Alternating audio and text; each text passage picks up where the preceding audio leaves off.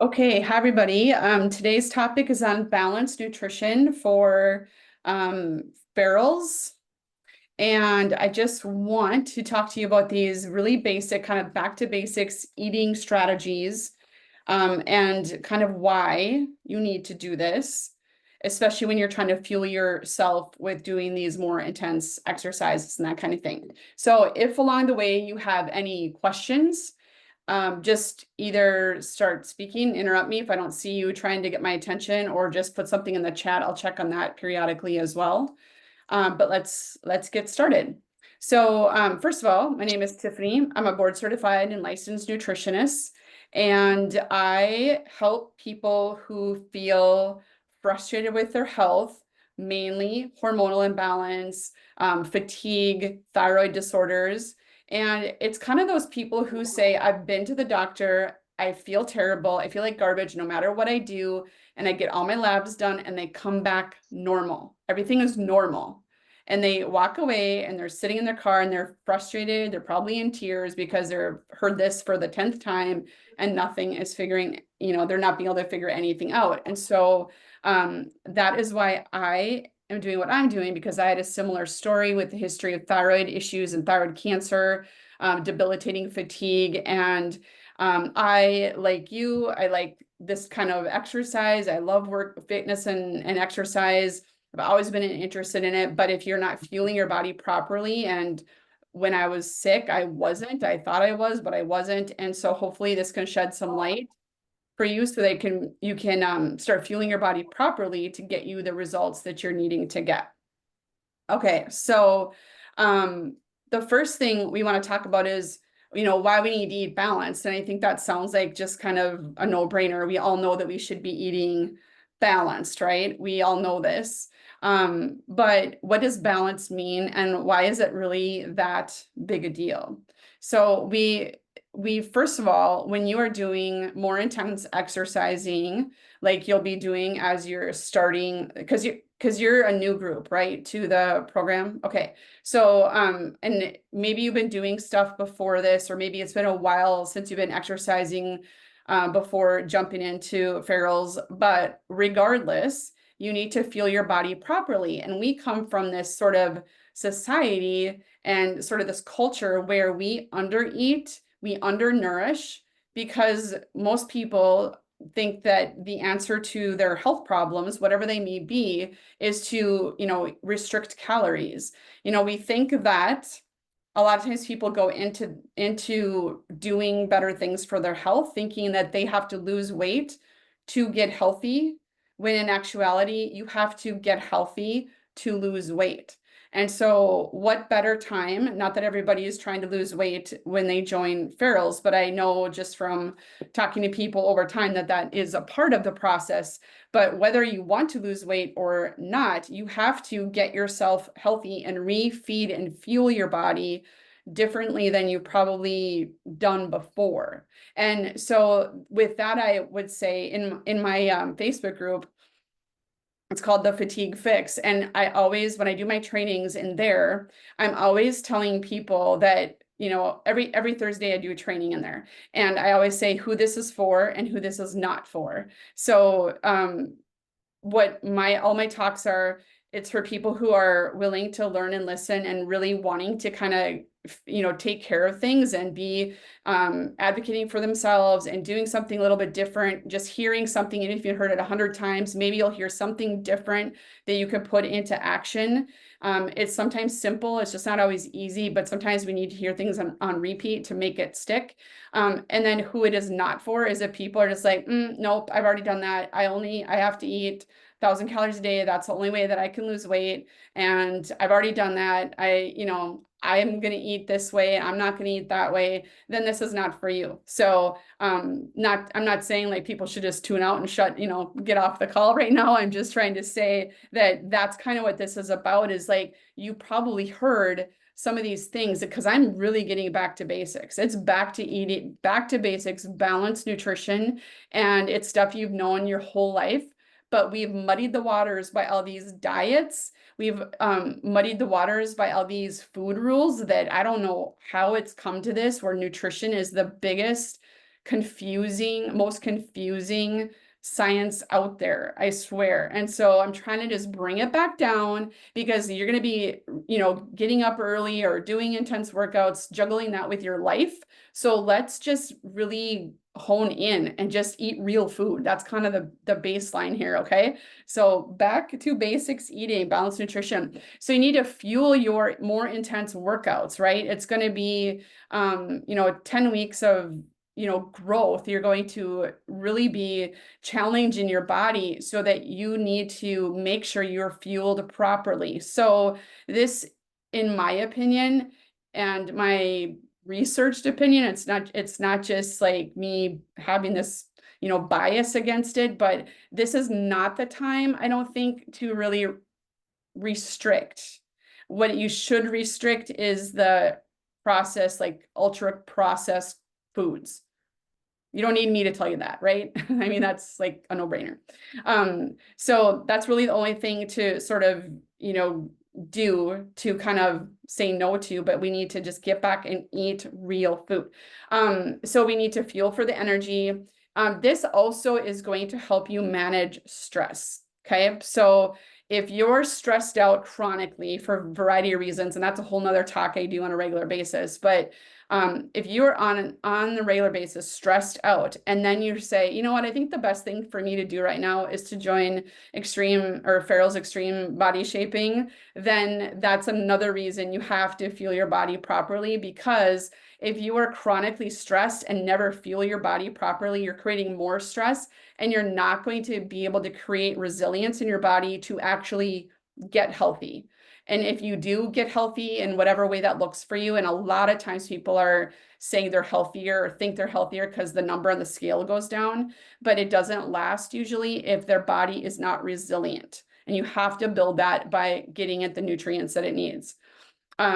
Obviously, we want to build muscle while you're doing this because that's going to change your body composition. And again, I won't get into all of that. That's going to be on another talk that you'll probably be involved in your next phase of whatever you do.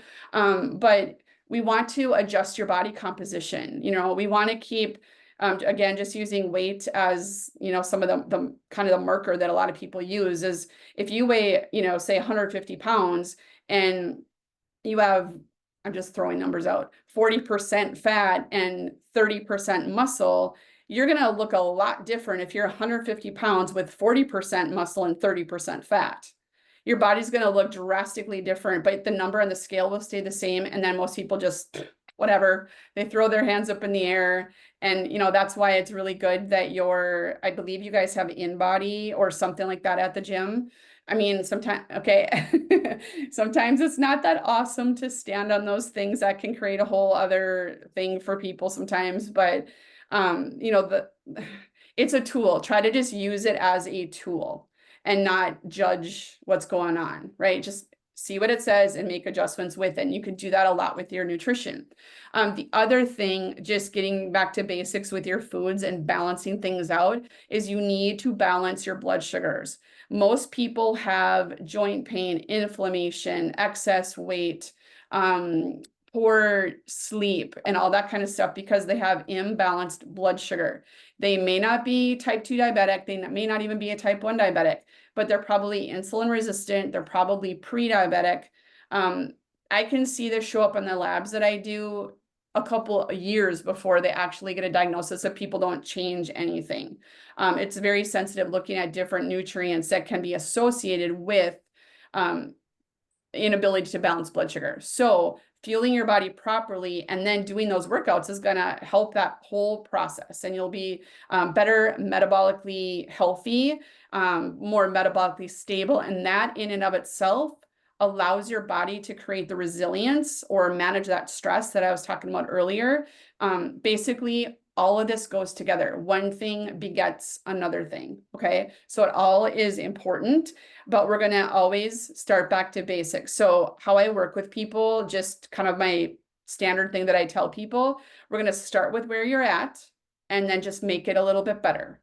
And then do that for a while and then make that better. You don't have to do all the things today. Okay. Because that's daunting and people say, forget it. I can't do it. It's too hard. All right, so let's get into that back to basics. What we need to boil it down to are three food groups. And when I was in school, like in kindergarten, I remember where I was sitting in my pod, the little desk. I remember that we learned about the four food groups. So I don't even remember what they were, but I just remember that was a thing. So then I don't know when, but it became the pyramid. And then it became the sideways pyramid. And then I think it's something else. And then now it's like my plate, I think my plate, or, the little shapes and yeah. Okay. So, I don't do that. Okay. So what we just have to boil it down down to is the three things. And there's actually a fourth one. I'll put a little asterisk by that one, but there's three things that the body takes in from your food, breaks it down, and does something with. And those three things are proteins, fats, and carbohydrates. Those are macronutrients. Okay, so we can get really into the minutia of that. I mean, it's not that much minutia, I guess, but I mean, proteins you can find in some carbohydrates, and you can find some carbohydrates in some proteins, right? I mean, so it's not it's just when we start bringing in ultra processed foods that kind of screws it up. It just really muddies the water. But if you always go back to foods that I think it's Jillian Michaels that says if it doesn't come from the ground or have a mother, you shouldn't eat it. Just really, really basic. And if you think about it and you look at that processed food that is eye level with especially kids at the checkout lanes and the bright colors and all those additives, it is those things our bodies don't know what to do with that.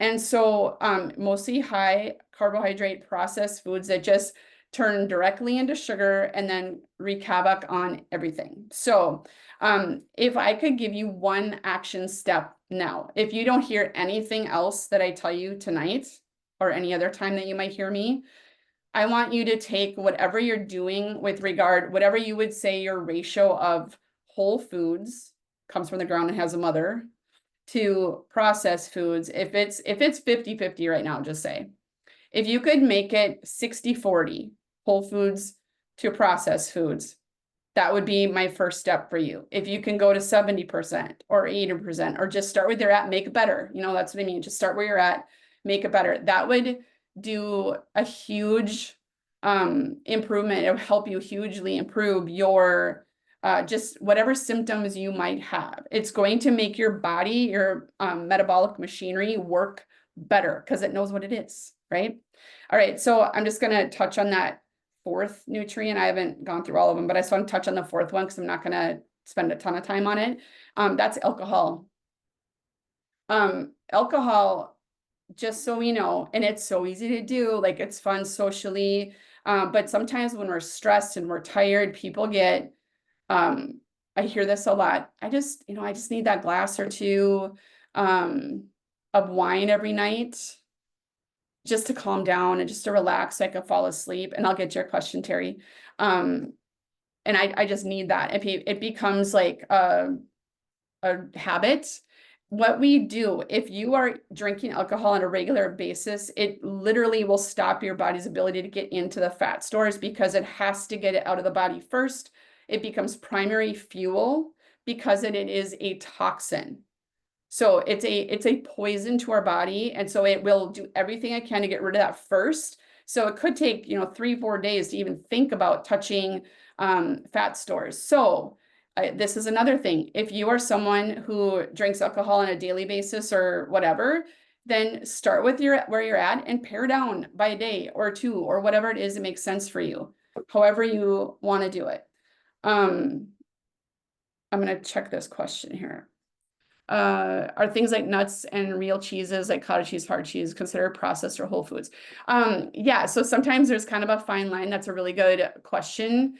And so I would consider cottage cheese a whole food. Yes, it's whatever's done with it and it's pasteurized and then it's put in a little container in the grocery store. But yeah, I would consider that whole food. I would also probably consider like almond milk a whole food, although it's processed into a milk and then stored, So we're talking like, if you think of like middle of the aisle grocery stores, you know, like the chips, crackers, popcorns, I'm sorry, I have a hair in my eye, you know, Cheetos, whatever, things like that. That's going to be ultra processed. That's not recognizable of what it is. And even if you look at the ingredients, it's kind of unrecognizable. Actually, you can't even pronounce them half the time. So yeah, you know, I'm not talking about you have to have your own animals or get your animals from a farm or have your own garden or only buy produce and things like that. I mean, you know, getting rid of, as far as processed foods, getting rid of bags and like for frozen, ready to go, quick fix type meals, and obviously fast food. But if you're doing things like I'll buy, just to save time, diced frozen peppers and onions in a bag, in the frozen section.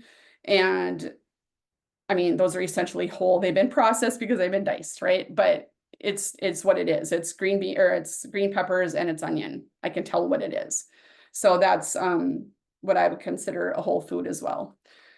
All right, so let's get on to protein. Okay, let's dive deep into protein. In my research, in my studies, and I would say work with women who have some kind of thyroid condition, hormone imbalance, fatigue, anxiety, depression, and that kind of thing. And the number one thing that is lacking and overestimated that they eat is protein. We greatly underestimate how much protein we're eating. Oftentimes people are saying, oh, I eat protein at every meal. And I'm like, okay, I want you to track it for a few days and then get back to me and tell me what your average for each day is. And then they come back to me and they're like, oh, I'm only eating like 50 or 60 grams a day.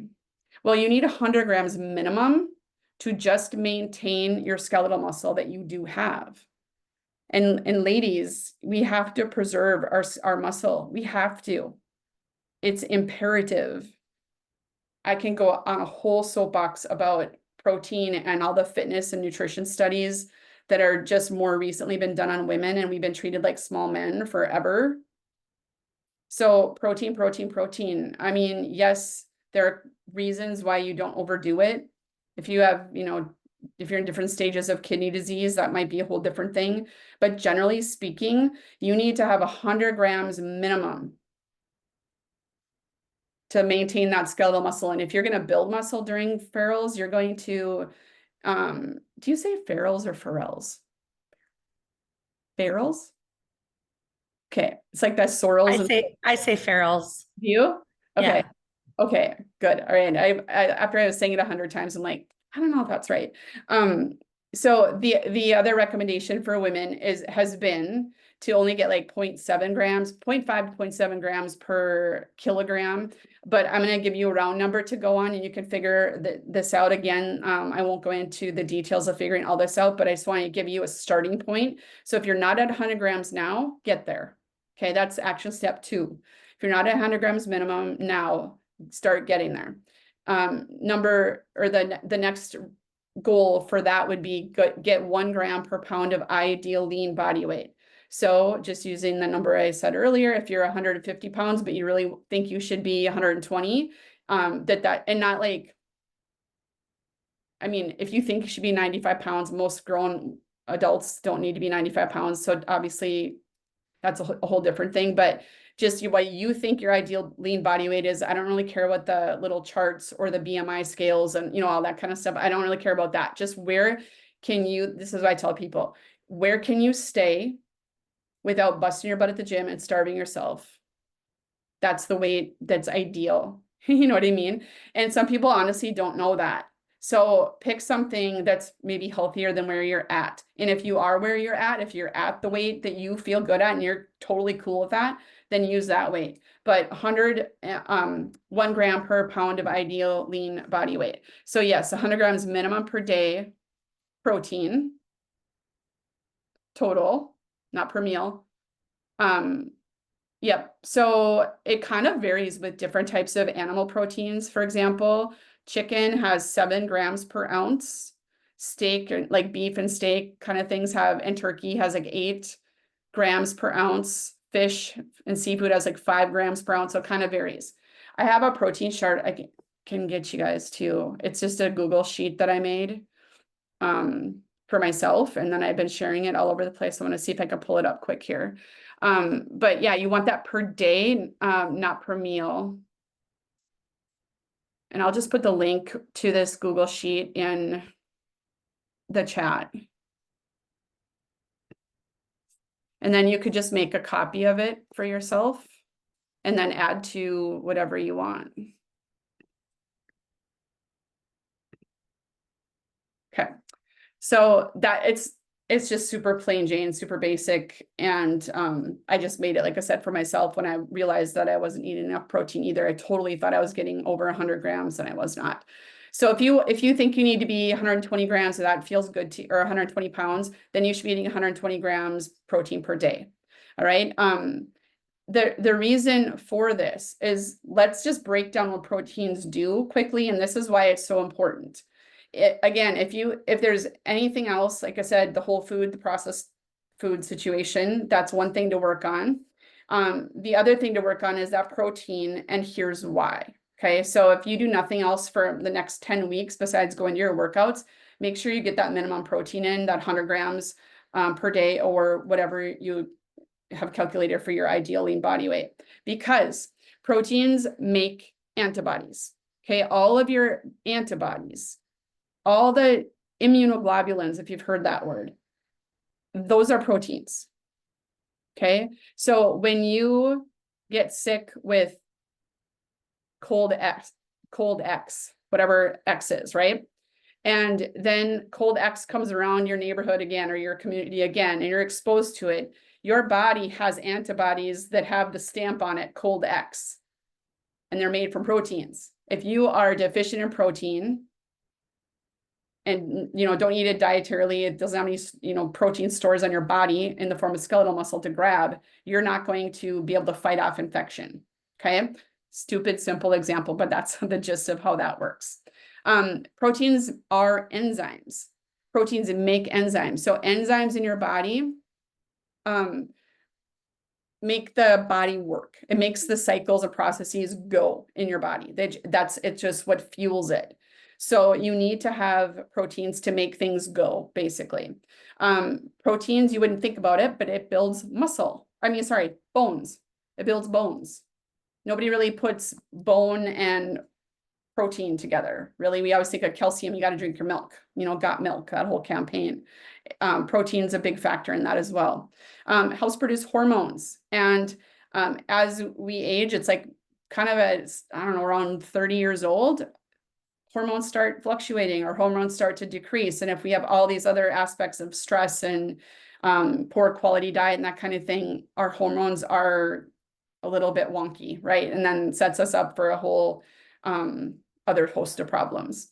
It helps increase satiety. I guarantee if you start with your meals, protein first, and if you, some people eat, the kind of quirky things, people eat one thing at a time on their plate. They'll eat the whole thing, and then other people mix everything together.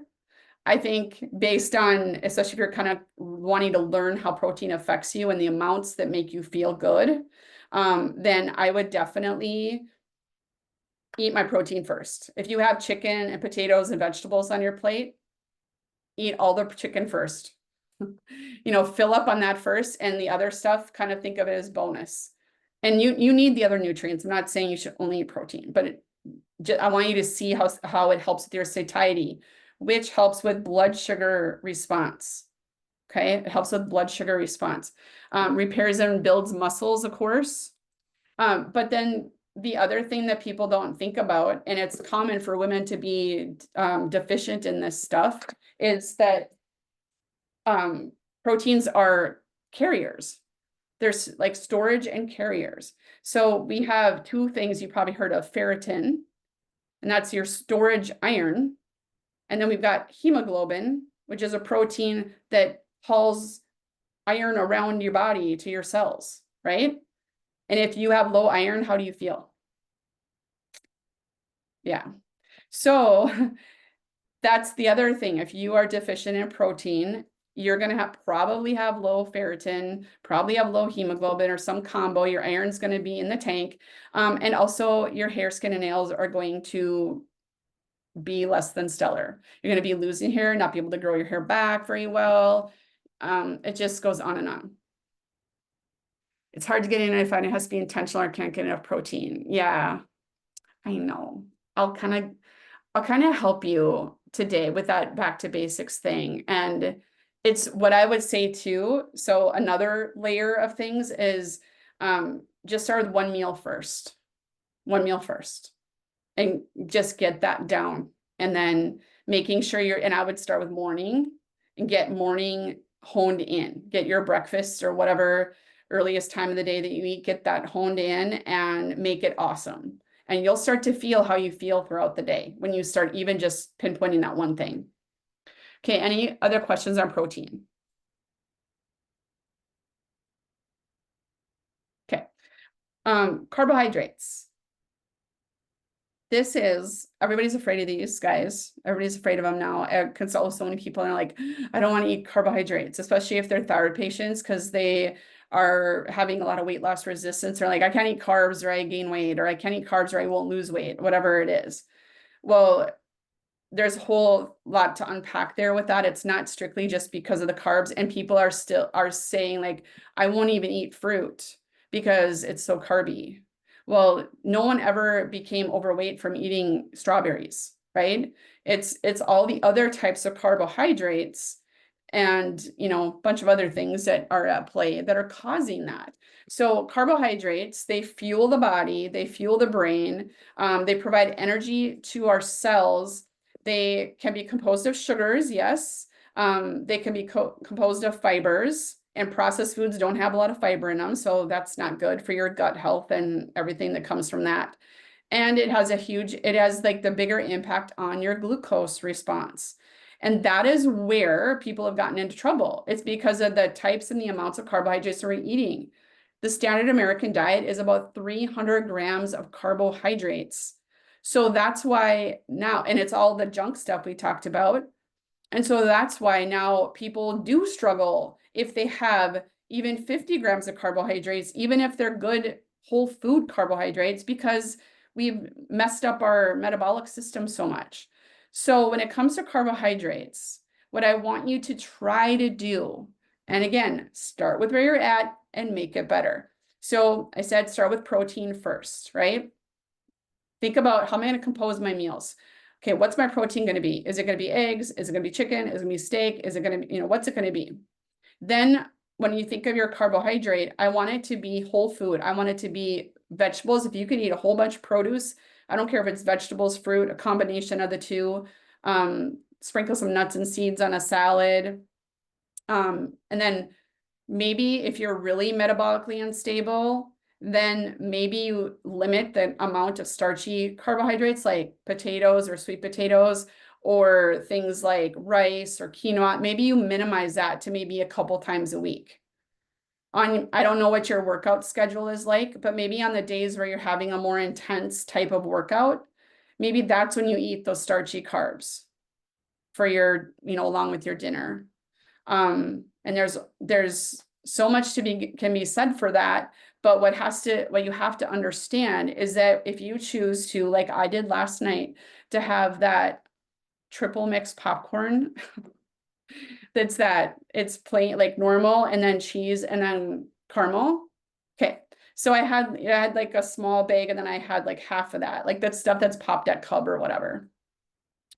And I don't know, it's just a thing. And so I had that and I by no means went over because I've been tracking all my macros lately. I didn't go over calories. I didn't go over carbohydrates. I didn't go over anything.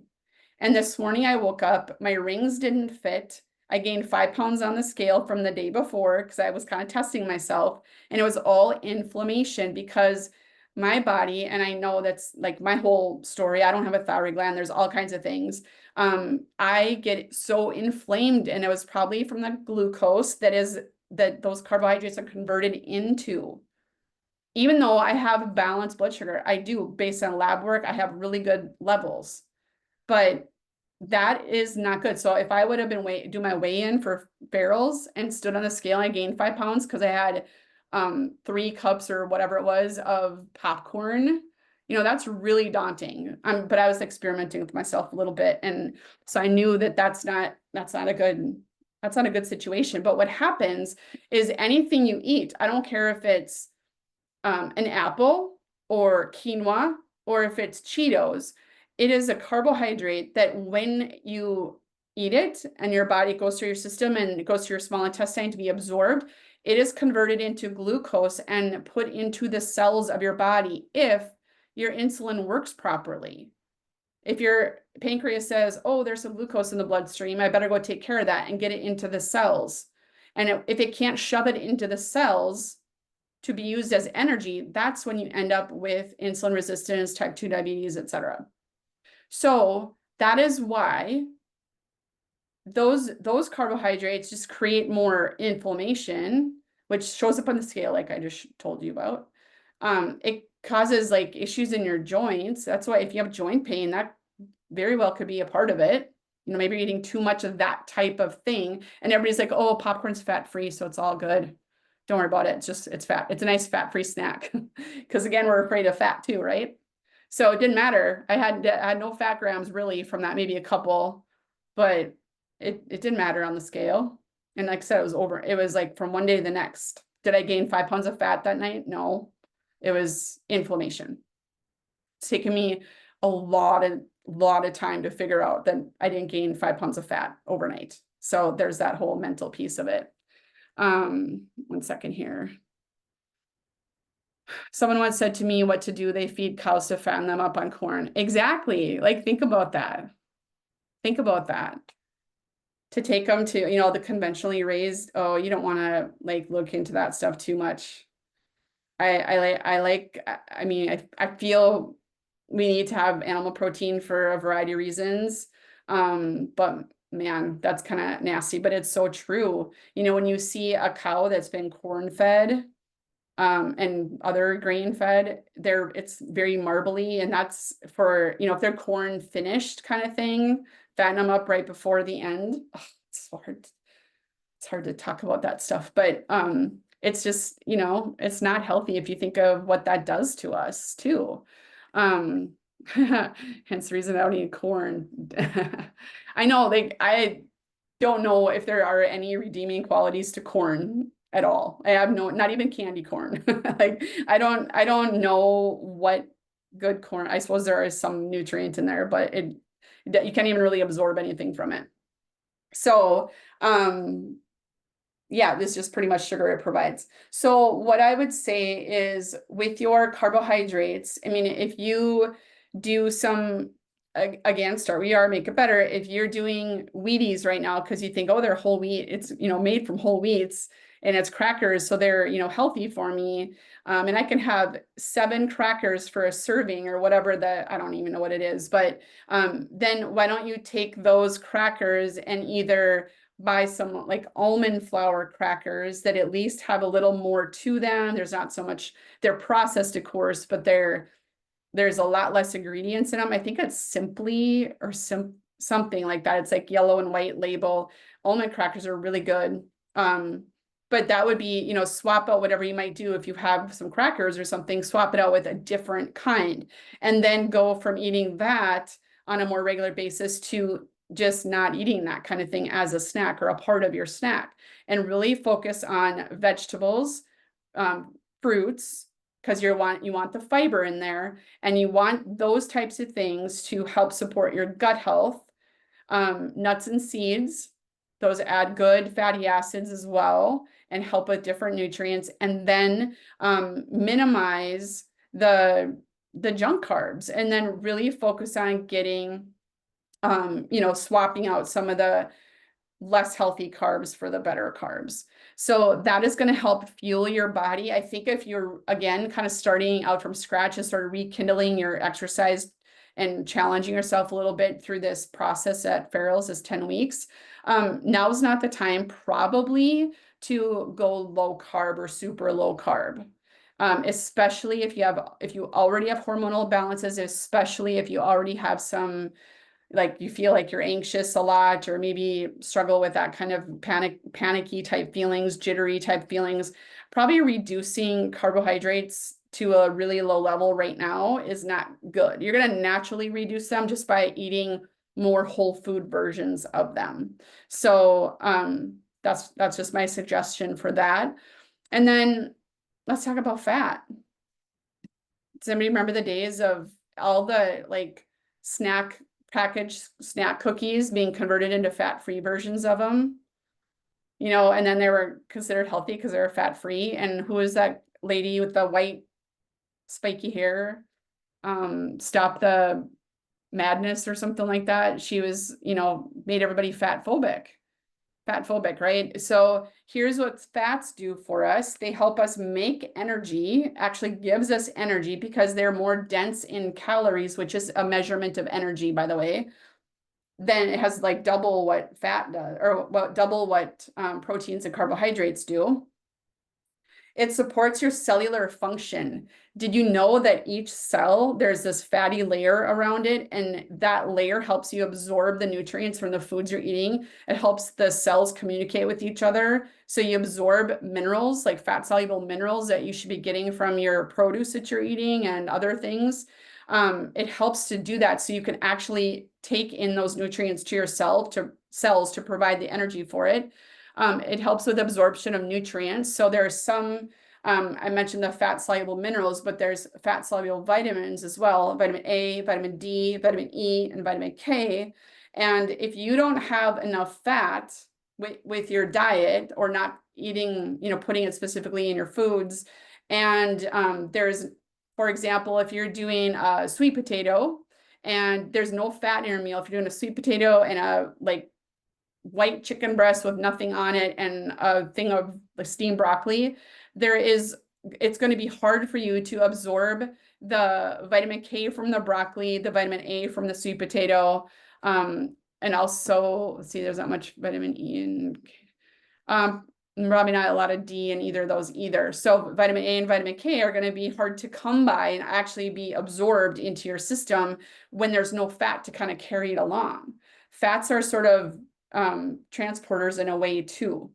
Okay, so, and I'm talking about, well, I'll get to what to do for that in a second.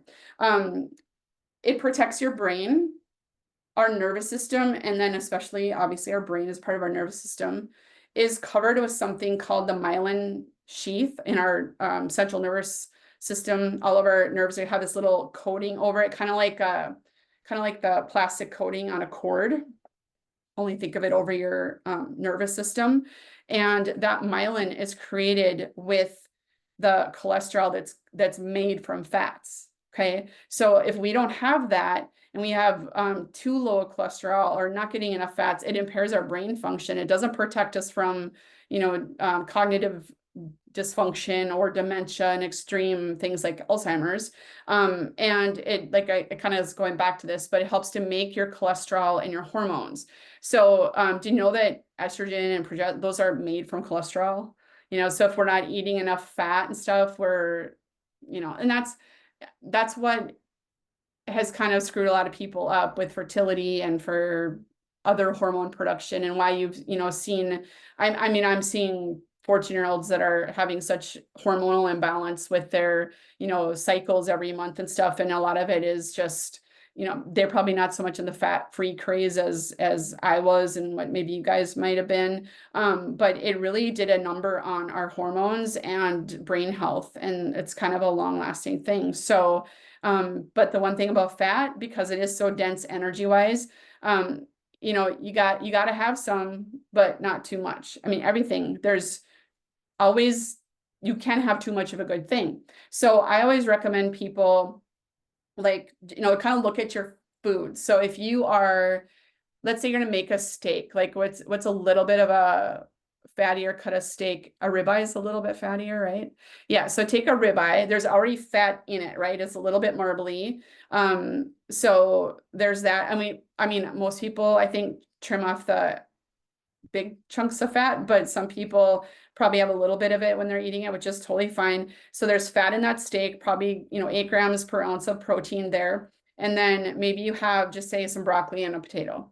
Now, you're gonna get some fat in that steak, which is probably good, but if it's me, what I'm doing is I'm going to drizzle a little bit of butter or something, whatever you can tolerate. If you can handle dairy or whatever, put a little bit of butter over the broccoli, because that's going to help me absorb the nutrients from the broccoli and everything else that's eating. And if you're doing like a tablespoon or two, depending on what your meal is, that's going to be enough fat. You don't need to like have a half a stick of butter on your meal or something like that. Just kind of make it make sense, right? Just kind of proportion it. And then think about too, if you're eating a lot of, again, ultra processed rich foods, you are going to be getting the bad fats, which are trans fats. Have you heard of trans fats? Okay, I'll get back to your question too, Jill.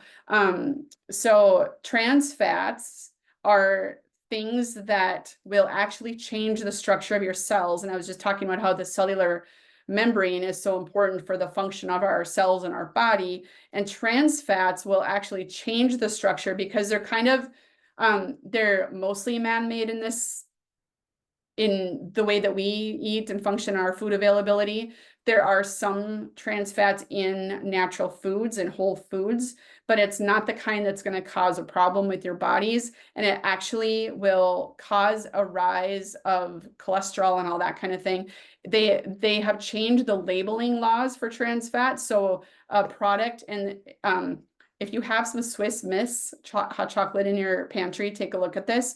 But you can see it in everything. But the serving size of the Swiss Miss hot chocolate powder or whatever is tiny.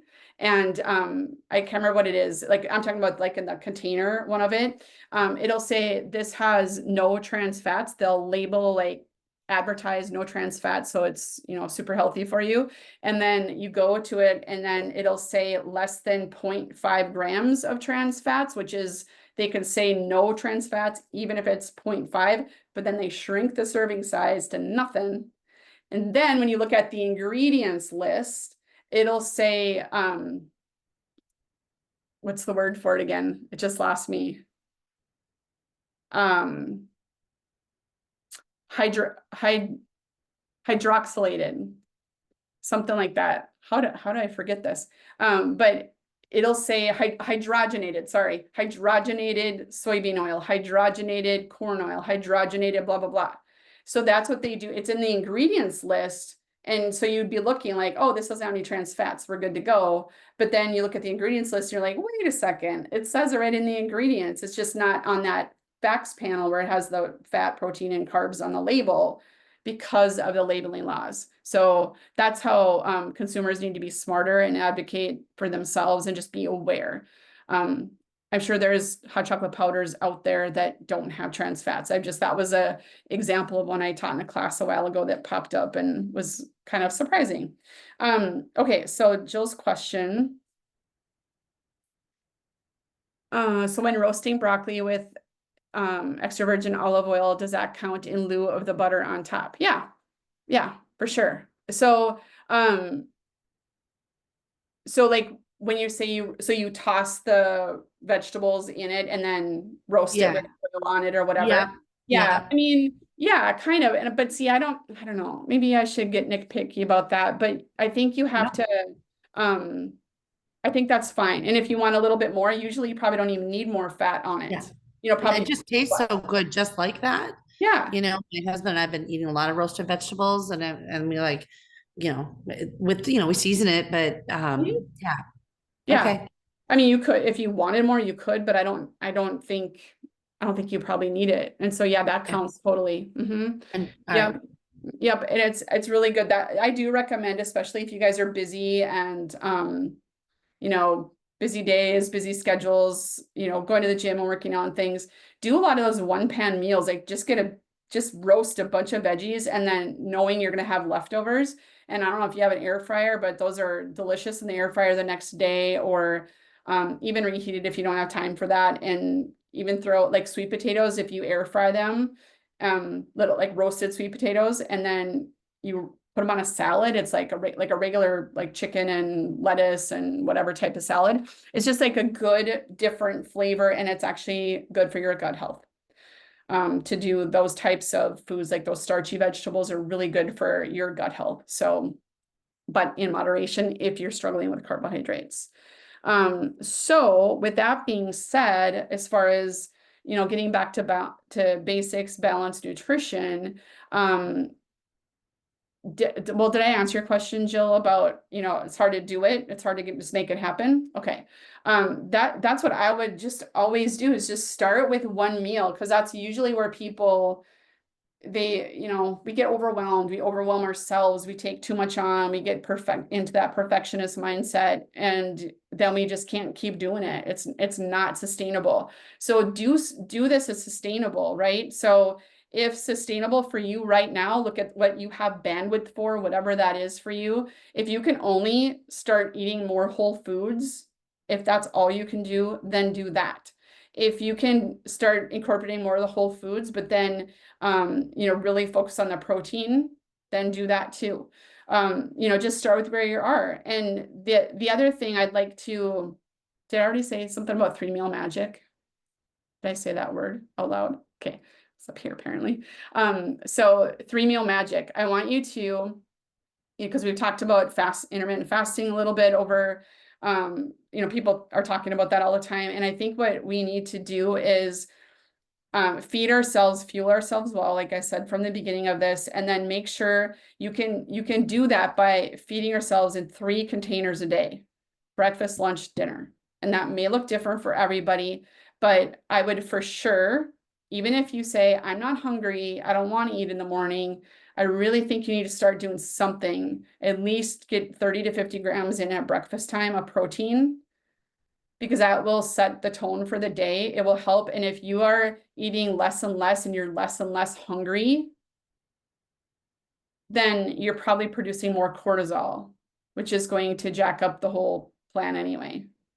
So does that make sense? Start with that, and then try to, like, for example, if you're eating, and I know this goes against Farrell's nutrition plan, and I've talked to Robin about this. And I don't remember what it is. I don't have it on me right now, but they have kind of this proprietary thing where they have you eat 6 times a day, 3 meals and 3 snacks or something like that. Okay, if that's where you need to start there. But most people have, again, going back to that blood sugar issue, most people have some kind of blood sugar imbalance, even if they're not diagnosed with something related to blood sugar. So if you can start to put high quality meals with enough protein first, round it out with the carbohydrates and fat 3 times a day, you're going to balance your blood sugar naturally by doing that. With balancing your blood sugar, you're going to manage your stress. You're going to fuel your muscle repair and building that it needs to do, and you're going to start sleeping better. You're going to improve your cognitive function. You'll probably reduce that food chatter in your head. I consult with so many people who are taking the peptide shots for weight loss, and that food chatter is like one of the first things that is improved with those medications. So that's when I like hone in and we capitalize on how do we do that naturally? How do we shut the food chatter down naturally? And that happens if you fuel it with your proteins and your fats and your carbs, but protein first, 3 times a day, or maybe 3 times a day and a snack, depending on where you might need it. I mean, don't starve yourself to only do the 3 meals, but try to give yourselves like a container of which to eat. And then on a side note, ideally you would be done eating if you have a normal schedule with a normal like 8 to 5 type job. If you could stop eating after dinner time, whatever that is for you, 6 or 7 o'clock, and not eat before bed, that's going to be a game changer. You're going to notice belly fat your belly's gonna be flatter in a week if you just stop eating from dinner time to bedtime. That's huge, because what that's doing, it's moderating your blood sugar. It's not causing a cortisol spike more than it has to spike just to keep you alive through the night when you're sleeping. It's going to help balance all that out. So just look at those little tips and tricks that you can do to help support your body.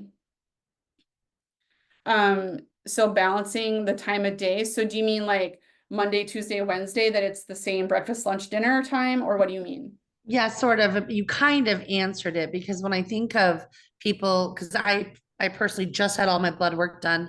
I do have some high numbers that I'm worried about that I'm working on, getting down. Hmm. And so when I think about balancing, you don't want there to be a big gap of hours in between those three meals either, right? That's what I was kind of thinking. And then you wrapped it up by saying, don't eat after dinner. So that does, get it all in this time frame, right? Right. Yeah. So I think the intermittent fasting thing, some people are like, why I eat in an 8-16 window. So they eat for 8 hours and they fast for 16. That's called just normal eating. That's just probably how Right, they've right. been eating forever, or even 10 hours. So in the kind of the waking hours, eat and sleep with the sun, unless you have, a nighttime job, a shift job or something. Um, I don't know what to say about that because I know that's a hard thing. I worked nights at a nursing home when I was in college for it was for a while, and I felt sick all the time. It was no joke. So I switched the shifts because of that. But we should be waking and eating with the sun, waking during the daylight, and then shut her down after dinner. That's like how our bodies are designed, that we are supposed to be up and alive and functioning and thriving during the day and then come down at night and fall asleep and stay there until morning because we've rested and recovered. But that's not a thing for a lot of people right now. So yeah, try to keep it in that container of 8 to 10 hours. And if you like, for example, just for anybody else maybe watching this, if right now you are eating, say from 7 in the morning until 10 p.m., whether it's meals and snacks in between, again, start with where you're at. If you're eating in that huge of a window, then start by just moving, if it's till 10 p.m., move it down to 8 p.m. or even 9 p.m. if it's that hard for you.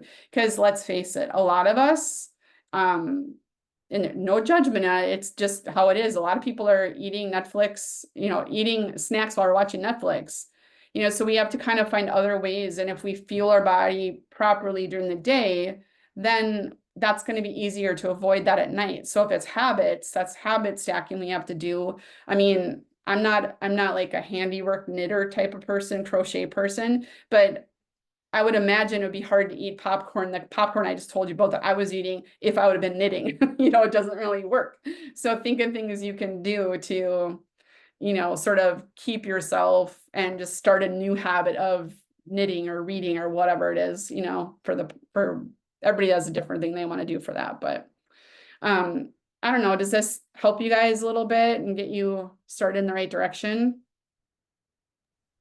Okay. Yeah, and like you said, even knowing what we know, it has helped. It's helpful to be reminded. And I love a lot of the sayings that you said, and I'm gonna print those out, put them on my fridge, just Awesome. like eat and sleep with the sun. I love that. I love that. Mhm. So it was Yeah. very helpful. I'm glad I accidentally stumbled upon the email tonight.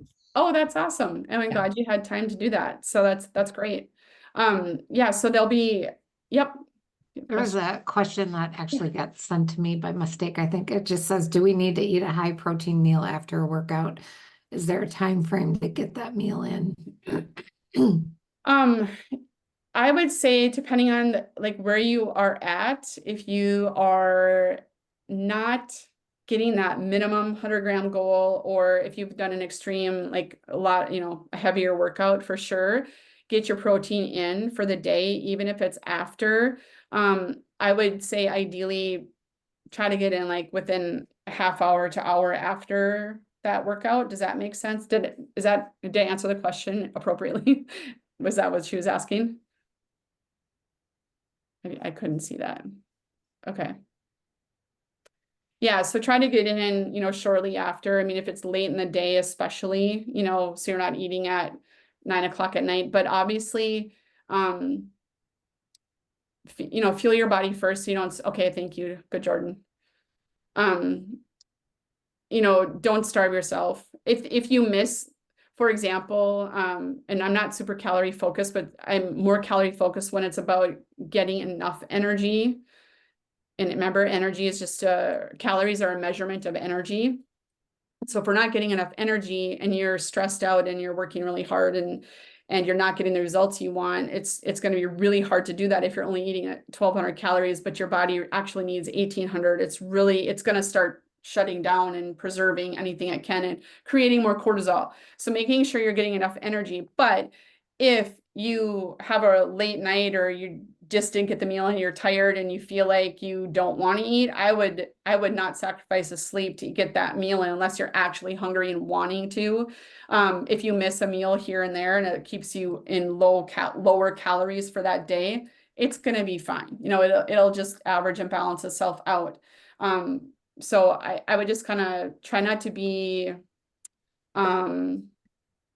really, I'm trying to say, like, rigid. Try to be flexible with yourself and give yourself some grace. She asked one more question. Should we stick to the same macros on rest days? You know what? I'm a big fan of changing things up. So on your rest days, I would say maybe you could back down the protein a little bit. Maybe you don't need to be, if you're at your ideal protein, maybe you can back down on that a little bit. Maybe you bump up the fat, or maybe you bump up the carbs a little bit. So I think it's okay to mix it up a little bit. There's something I just read, a study I just read, and I can't remember what it was, but it was where they recommend you do 5 days on and 2 days off, kind of like how intermittent fasting, there's a version of that that's a 5-day and a 2-day thing. But I think it was more specific with carbohydrates, period, just carbohydrates. So you could do something like that and just play with the carbohydrates, but see how your body responds. And then if it responds the way you want to, then keep doing that. If it isn't, then you'll have to try something new and just adjust. If you're sick, where you're kind of down and out, where you're laid up in bed or something like that kind of sick, obviously a lot of times in those situations you don't feel like eating. So, you know, just let your body recover the way it is. But if you can do anything, probably focus on protein, whether it's, you know, bone broth, and you put in put some protein powder, you know, like get a protein shake in that way or something like that. That's another thing that I would say. Some protein powders are junk and ultra processed, but then there's some protein powders that are obviously processed, but they're, you know, from basic whole food, you know, so there's the differences in there. But try to do something like that just to keep your body going, because if you're laid up for long amounts of time for whatever reason, like if you're an injury and your, you know, leg is broken and you're in traction or something like that, I don't even know if they do that anymore, but you know, your body just atrophies, and so you need to keep building that up. One more question. She's 56 and she knows I should get a certain amount of fiber in. If you have time, your thoughts. Yeah. So, you know, the kind of the standard recommendation is to get, I think it's like 25 grams of fiber or something like that. And it's maybe a little harder than you think, especially if you're eating the protein and then getting kind of full on that, and then you don't really eat the vegetables. So it's one of those things where I would just keep building on it. And also, if your gut is not super healthy, and I have no clue if it is or isn't, obviously, but it's going to be kind of hard to ramp up the fiber without having maybe some situations. So we need to kind of build it up. We need to recover your digestive enzymes so that you can manage the fiber. But what I would do probably, and this is where really adding produce at every meal that you possibly can is a good idea. And also that fiber, the starchy carbs, it creates resistant starch.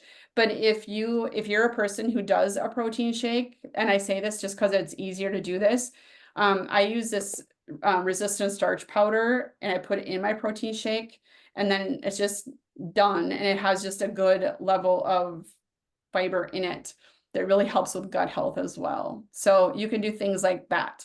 Probably wouldn't do like is Metamucil, like that kind of, I wouldn't do that kind of stuff. That's Right. kind of hard on your gut. How can, like you just mentioned, a resistant starch fiber, how can we find out? Because there's lots of stuff out there, like what's good. Is that, okay, should we go to Robin, or like, you know, things that have been vetted that are good for us? Oh, well, I have all that the resources on that. I mean, I'm not saying Robin doesn't, Yeah. I don't know No, what she has. But I have, and actually, I I just have, didn't know what you could share with us because I would love that. yeah, you know what, I will do, because tomorrow is Prime Day. Only it's also Prime Day apparently with my company that I do, my rep that I get most of my products from that are professional. You have to have a license to use them, or, you know, you have to be in the field, so to speak. And I'm gonna put the link in here, but they are putting on a huge, I've never seen it before. So there's the link to my store, and then tomorrow so the 16th and 17th of July, if you use this code virtual25, you get 25% off your order. It's a one-time thing though. You can only use it once in those 2 days. So I would say, you know, stock up, but I'm going to let's see, what's the paleo fiber? I'll put the paleo fiber in that I use all the time.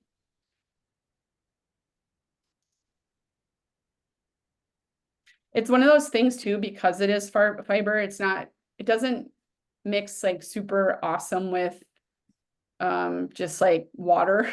It's a little hard to get down. That's why I like to blend it. But here's that, the paleo fiber RS.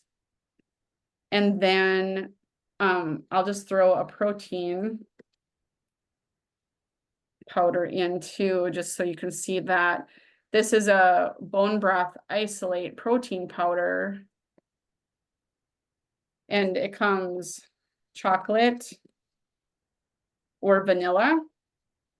And it's the one that I feel like I end up by having in my house all the time. And it's made from bone broth, and it will, if you let it sit for half hour or so, it will start to gel up because of the collagen. So it's fine. It's just kind of maybe an off-putting texture. It's probably not ideal that way. But yeah, I'll use 2 scoops of that. That gives me 42 grams of protein, and I'll put a little PB2 powder in it. That's another 6 grams. And then I'll put the paleo fiber RS in there. And it's very filling. I get from say 7 o'clock to noon easily on that. I don't do it every single day, but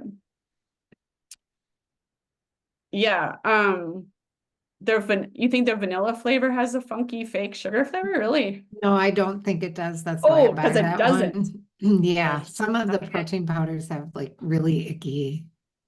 Yeah, because And these seem to be, it's a reputable brand. At least that's what I was told even by my doctor. And that's Good. impressive, because usually they say So- they say that it's like voodoo to buy supplements.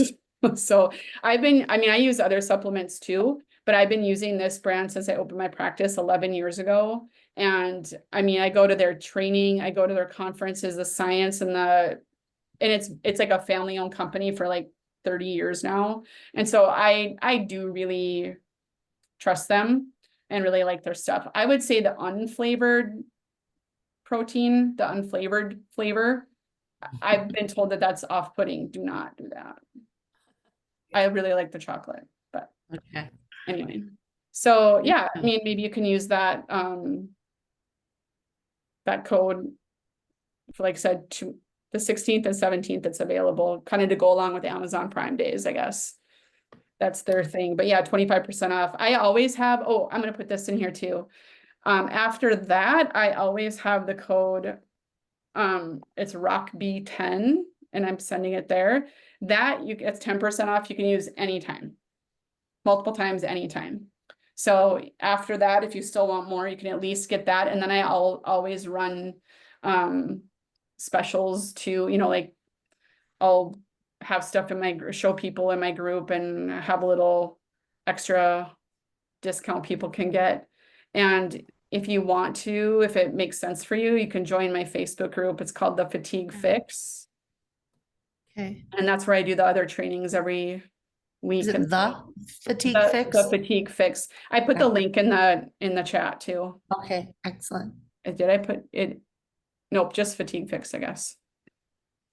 So you can get in there if you feel like it, if you want to, and then join for other, and the Thursday trainings are, they live there, but also I send out replays and stuff too, so.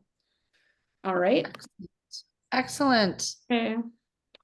Well, thanks, ladies. It was great chatting with you, and let me know, reach out if you have any questions. Okay. Excellent. Thank you. Yeah. Yep. Thank All you right. so much. Yeah, you're so Bye-bye. welcome. Take care. Thanks, Bye-bye. Jerry. You're welcome, Jordan.